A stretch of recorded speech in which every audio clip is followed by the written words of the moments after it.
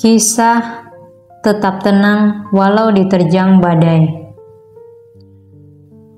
Khotbah ini disampaikan oleh sang guru ketika sedang berdiam di Jetawana tentang Ibunda Kana.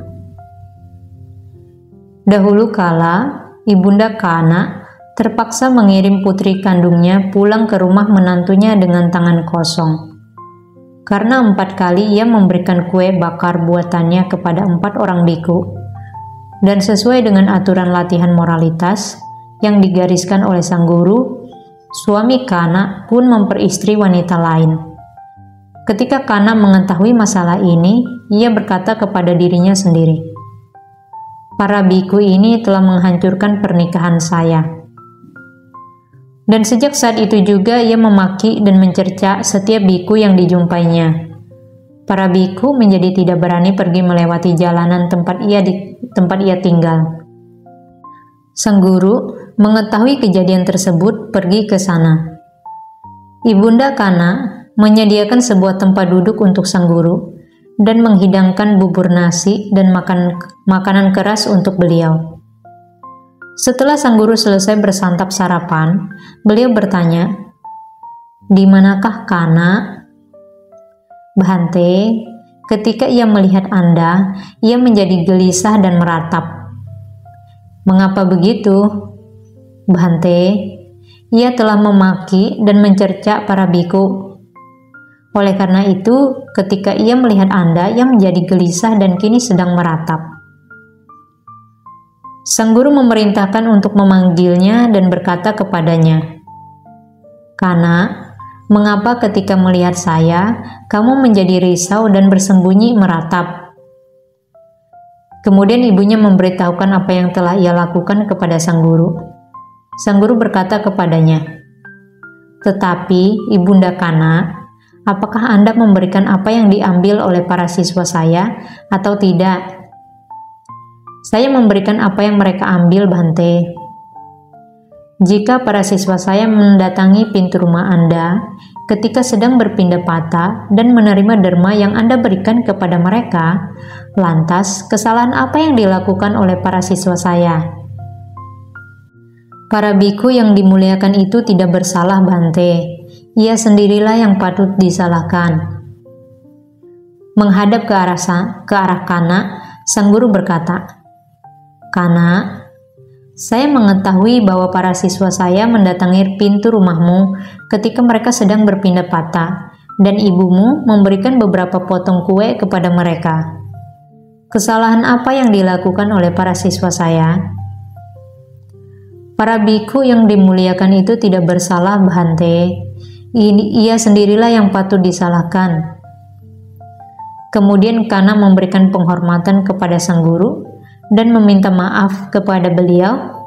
Sang guru menyampaikan uraian dhamma untuk dirinya secara berurutan, dan ia pun mencapai tingkat kesucian Sotapanna.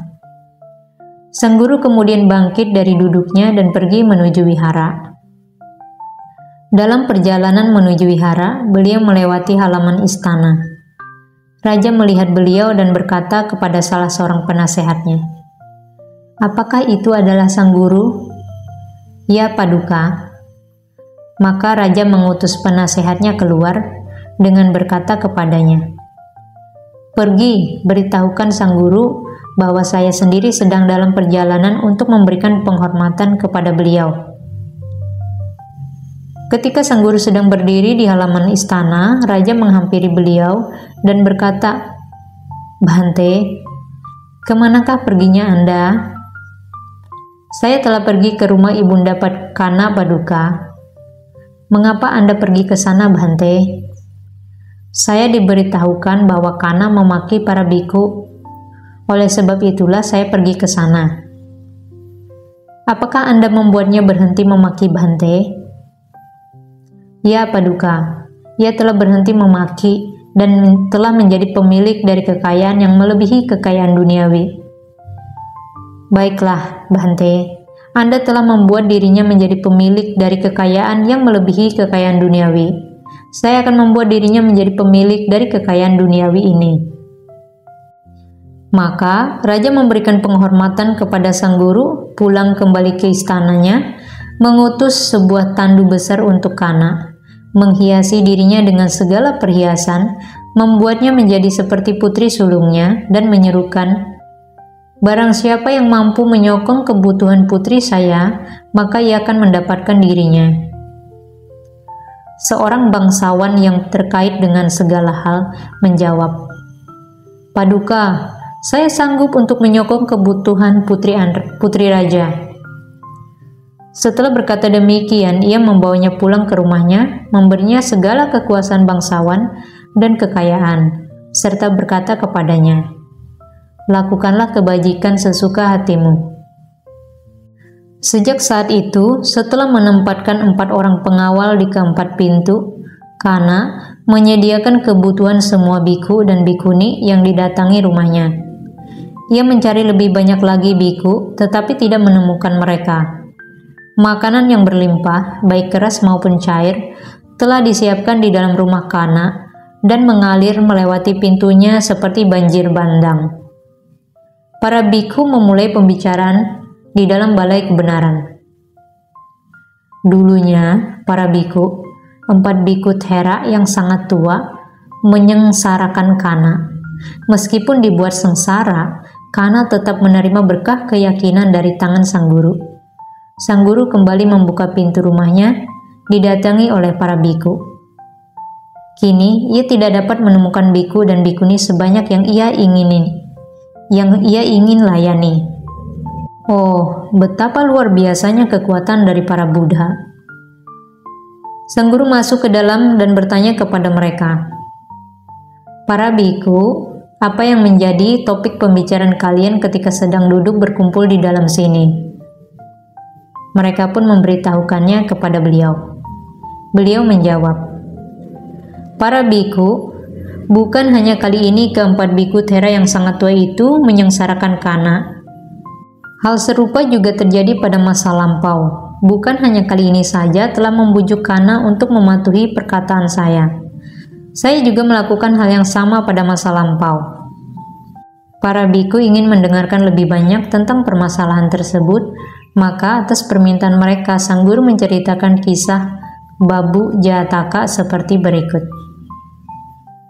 Di mana kucing pertama ditemukan, maka di sanalah kucing kedua akan muncul.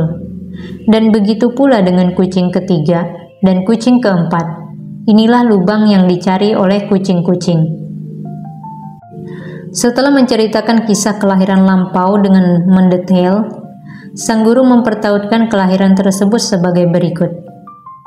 Pada masa itu, keempat biku Thera yang sangat tua itu adalah keempat kucing. Tikus itu adalah Kana, dan pemahat batu adalah saya sendiri. Demikianlah para biku, pada masa lampau, Kana juga bersedih hati dan terganggu pikirannya. Setelah mendengar perkataan saya, pikirannya menjadi hening bagaikan air danau yang tenang. Dan setelah mempertautkan kejadian tersebut, beliau menyampaikan uraian Dhamma dengan mengucapkan bait berikut ini. Bagaikan sebuah danau yang dalam, tenang, jernih, begitulah orang bijak menjadi tenang setelah mendengarkan Dhamma.